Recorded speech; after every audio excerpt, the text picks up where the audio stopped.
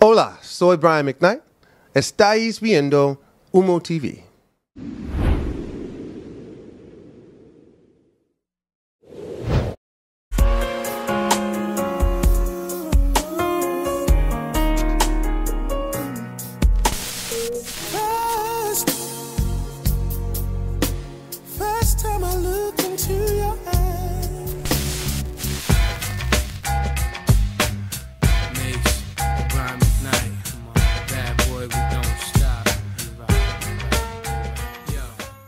I think that you end up being a product of your environment.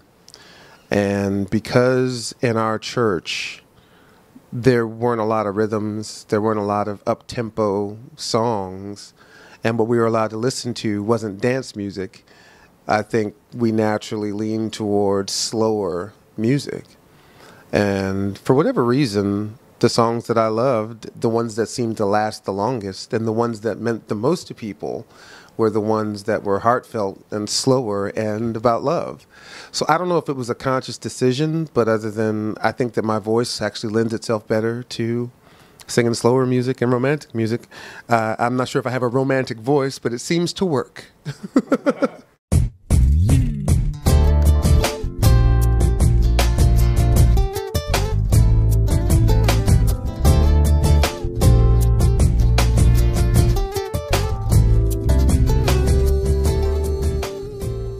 Doing radio was a job, and I never had a job, but it was good to see the inner workings of the other side, not just coming from the artist's perspective, but now being on the radio and being in on these research sessions to understand how songs are played. And then I really understood that radio isn't necessarily about music.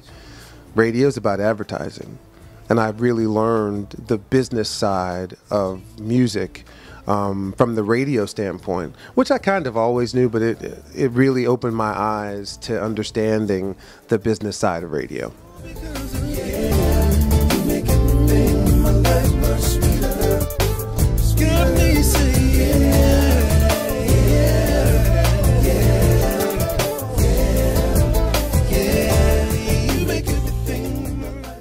I think that if you look out here tonight, you're going to see younger people. You're going to see, you know, a little older, in 20s, 30s, 40s, 50s, and 60s.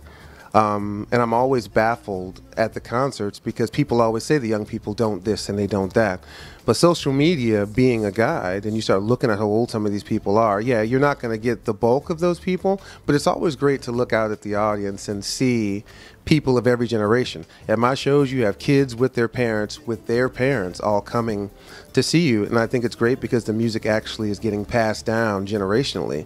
And I know that I wasn't allowed to listen to anything I wanted. I had to listen to what my parents listened to, and I think a lot of that has to do with some of the audience that you see out there. Yeah, you make everything in my life much sweeter, sweeter, sweeter. Yeah, future's looking much brighter, girl. Looking so much. I give everything I have at every show, which is, it doesn't matter where it is, it doesn't matter how many people, it doesn't matter if one person comes, if two people come, if 10,000 come. I am so passionate about, and I think it's because I've written all this music, and it's really the story of my life in a lot of ways that I think people have come to expect. They know I can play and I can sing, but I think they can really see and feel the passion that I have for it because it's the same passion that they have for it. And I think it's those two things together that consistently bring people out to basically hear the same songs they heard last year.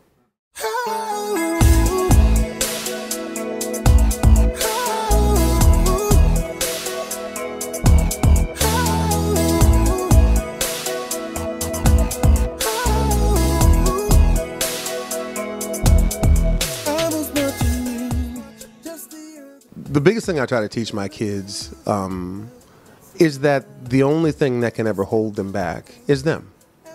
in whatever industry you want to be in, you're pretty much going to have to go into it knowing that you're going to have to go in as a person that doesn't know much, even if you think you know everything, because there's always going to be somebody you're going to need to sort of bring you up. And if they can go in with that kind of mindset, my kids grew up way more privileged than I did. So I had to basically let go of everything I thought I knew and really trust people, which was good and bad at the same time. But it's always about the can'ts. Get rid of can't out of your life. I can't do this, I can't do that. Yes, you can. Find a way. And that's really my mantra. There is no obstacle that you can't go over, around, or under. The only person that's going to get you there is you.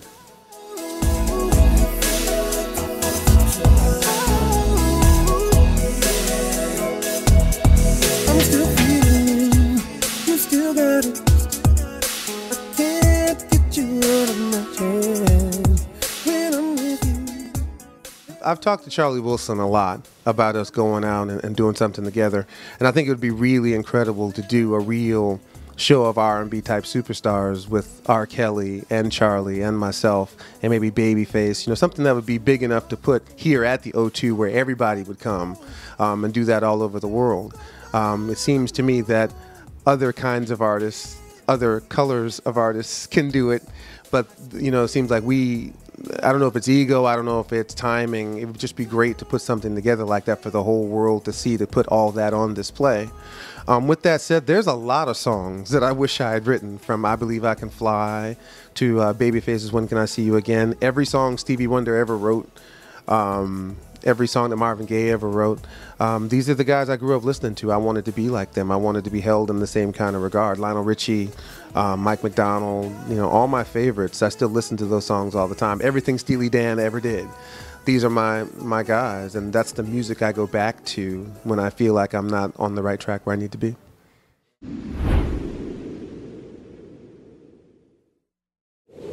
Igual de repente un día se escapa mi musa, o mi corazón ya está partido del todo y ya no tengo nada más que decir.